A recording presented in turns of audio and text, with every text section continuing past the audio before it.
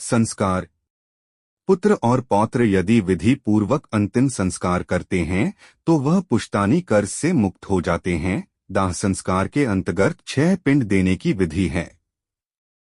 पहला पिंड मुख स्थान पर, दूसरा पिंड द्वार पर, तीसरा पिंड चौराहे पर, चौथा पिंड विश्राम स्थान पर, पांचवा पिंड चिता पर, छठा पिंड अस्थि संचयन के समय शमशान घाट से आधा रास्ता पर रुककर लाश को स्वच्छ स्थान पर नहलाकर चारों दिशाओं में पूजा करनी चाहिए। तब इसे शमशान भूमि पर सर उत्तर दिशा में करके लेटाना चाहिए। जलने वाली जगह को साफ करके गोबर का लेप करें। इस स्थान पर पहले कोई लाश न जली हो। कुछ मिट्टी बटोर कर उसकी मूर्ति बनाकर पानी से छिड़ककर पूजा करके अग्नि की स्थापना करें। अग्नि की पूजा रंगदार चावलों से करते हुए अग्नि शक्ति को संबोधित करें। लोमान, इस संसार से यह प्राणी चला गया है, इस आत्मा को स्वर्ग प्रदान करें। इसके बाद चिता का निर्माण करें या लाश को उस पर रखें या मृतक के हाथों में और चिता पर लाई के दाने रखें।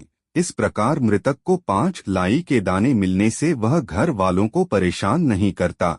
शमशान भूमि में शूद्रों द्वारा पहुंचाई गई वस्तुओं से वहां किया गया संपूर्ण कर्म निष्फल हो जाता है। किसी कारण वश उपर्युक्त पिंड न दिए जाने पर शव राक्षसों के भक्षण योग्य हो जाता है। दाह कार्य में चंडाल के घर की अग्नि, चिता की अग्नि और पापी के घर की अग्नि का प्रयोग नहीं करना चाहिए। जब चिता में शव का आधा शरीर जल जाए, उसकी खोपड़ी को किसी लकड़ी के डंडे से भंग करके ताकि वह पितरों की दुनिया में चले जाए, तिल मिश्रित घी अर्पित करे।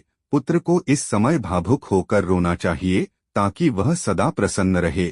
जब चिता जलकर समाप्त हो जाए तो पहले स्त्रियों को, बाद में पुत्रों को नहाकर नीम वृक्ष का एक एक पत्ता खाना चाहिए। घर को जाने के समय इस स्त्रियों को आगे चलना चाहिए। दोबारा घर में स्नान करने के बाद पुत्र को पहले गौ को खाना देकर पत्ते की प्लेट पर स्वयं खाना चाहिए, किंतु खाना पहले से ही बना नहीं होना चाहिए। मृत्यु वाली स्थान को गोबर से साफ करके एक दीपक जिसका मुख दक्षिण की तरफ रहे 22 दिनों तक उस स्थान पर जलता रहना चाहिए। अग्निदाह पंचक में नहीं करना चाहिए। जो प्राणी पंचक में प्राण त्यागता है उसकी मुक्ति नहीं होती। दाह संस्कार भी नहीं करना चाहिए वरना घर में एक और मृत्यु हो सकती है। मास के प्रारंभ में धनिष्ठा नक्षत्र के अर्ध भाग से लेकर रेवती नक्षत्र तक का समय पंचकल कहलाता है। पंचक में दाह संस्कार करना हो तो कुश के मानवकार 4 पुतले बनाकर नक्षत्र मंत्रों से उनको अभिमंत्रित करके शव पर रख दें और उन्हीं पुतलों के साथ दाह संस्कार करें। पुत्रों द्वारा पंचक शांति भी करवानी चाहिए। 3 दिन तक चौराहे पर या चिता वाली जमीन पर एक मिट्टी के कच्चे बर्तन में, जो कि 3 लकड़ी की डंडियों से बंधा हो, दूध और पानी से भरा हुआ अर्पण करे। दाह क्रिया के बाद अस्थि संचयन क्रिया करनी चाहिए।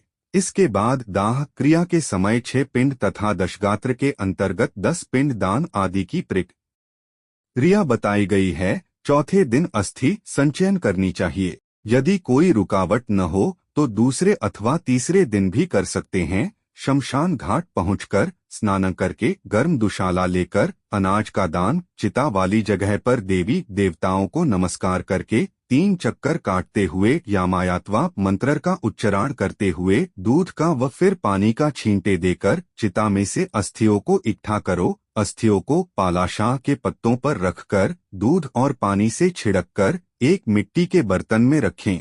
श्राद्ध की रस्म पूरी करें।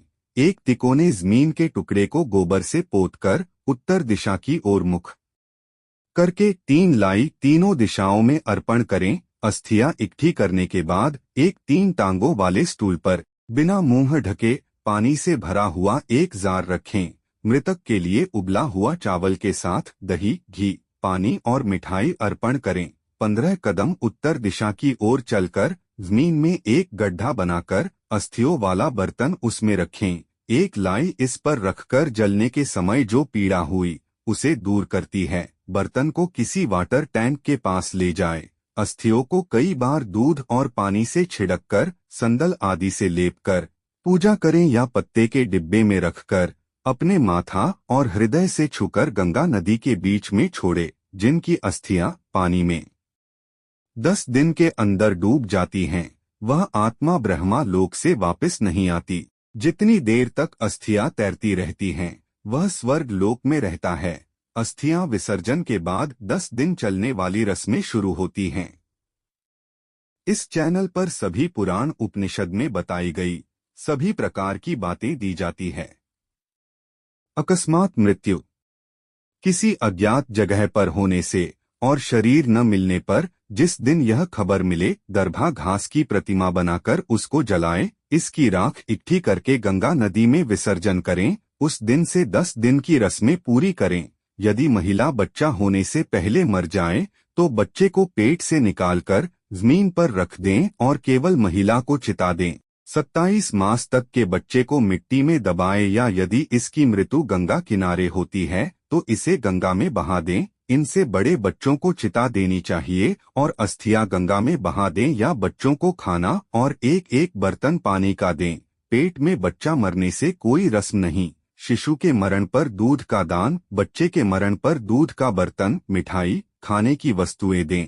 मलिन शौची के बाद मध्यम शौची श्राद्ध, विष्णु और 5 देव श्राद्ध एकादश को किए जाते हैं। विद्वान ब्राह्मणों को कुश या चावल के चूरन से ही सांड का निर्माण करके उसका उत्सर्ग करना चाहिए।